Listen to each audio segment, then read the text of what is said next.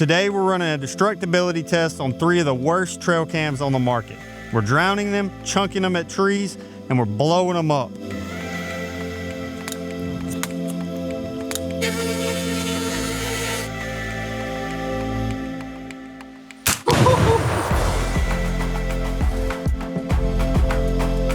I mean, it needs 8 batteries and it came with 4. Oh my gosh. Test number 1 will be a flood survivability test. We're gonna dunk each camera in the water for 3 seconds, see if it's still working, jump up to 15 seconds, see if it still works. I don't expect any of these crappy cameras to make it to 15 seconds, so let's get into it.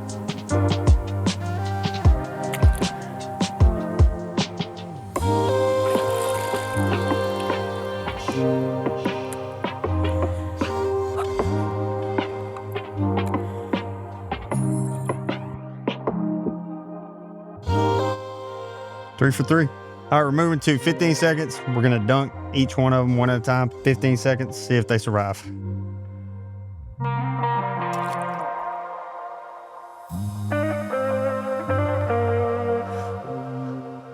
It's in there.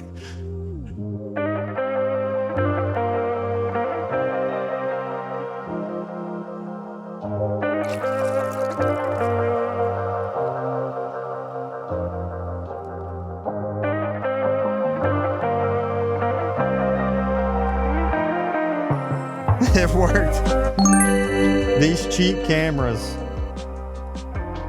all survived the flood survivability test. All 3 of them survived 15 seconds completely submerged. All 3 of them survived 15 seconds completely submerged in water. So we're past the first test. They might take crappy pictures that are too bright at dark and too light during the sunlight, but hey, they can survive a flood. On to test number 2. All right, so, she's jumping around a little bit. Test number 2 will be dropping them from the sky. Durability test.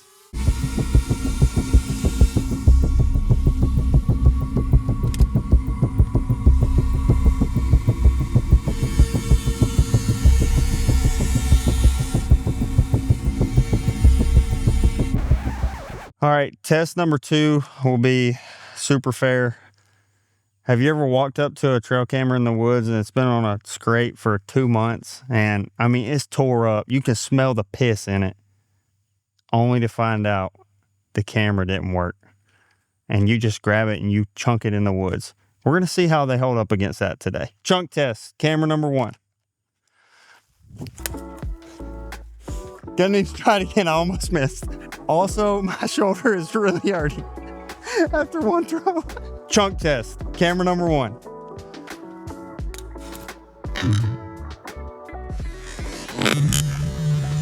Oh goodness, well, I go tell you, it did not survive.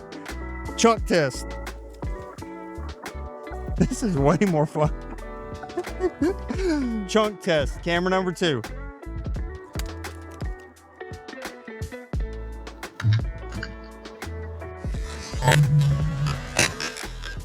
All right, I can see into the guts of that camera. Chunk test, camera number 3.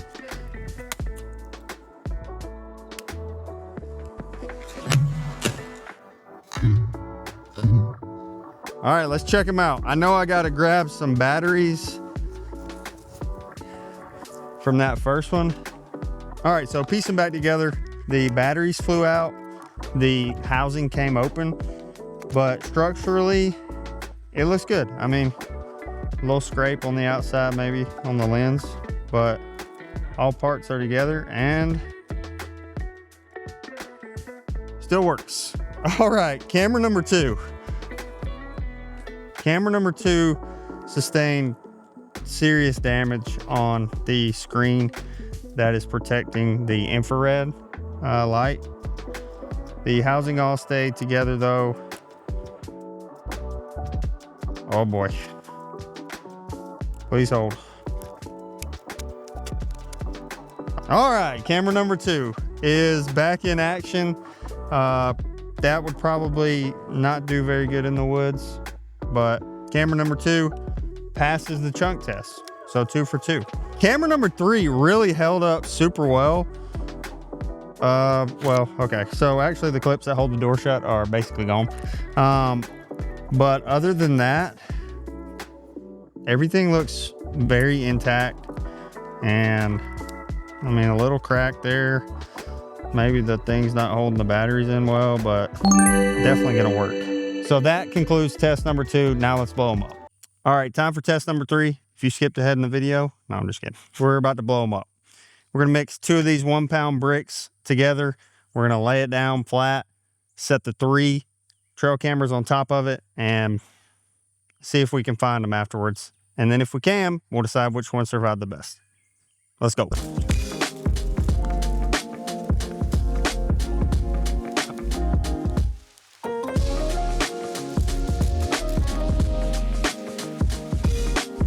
All right, we're good. We're packed tight, ready to go. Let's set it up. All right, so we got the tannerite lid facing towards me where I'll be shooting. We're going to put 2 of these on the top in hopes for takeoff and 1 on the back. Is this a fair test? Absolutely not. Does it even matter if these cameras can survive a tannerite explosion? It matters none whatsoever. That is not the point. This is for your entertainment. So here we go.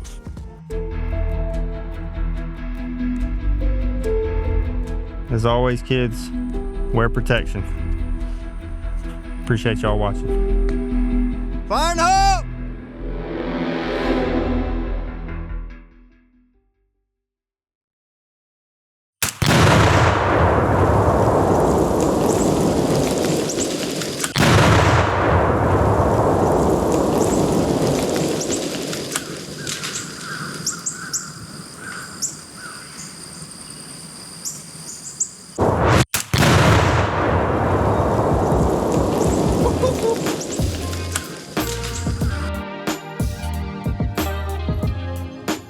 Camera is, oh wow, yeah, I mean, obliterated. And I don't know where the other camera is. No survivors, definitely not gonna work. So if you're looking for a tannerite proof trail camera, don't buy these.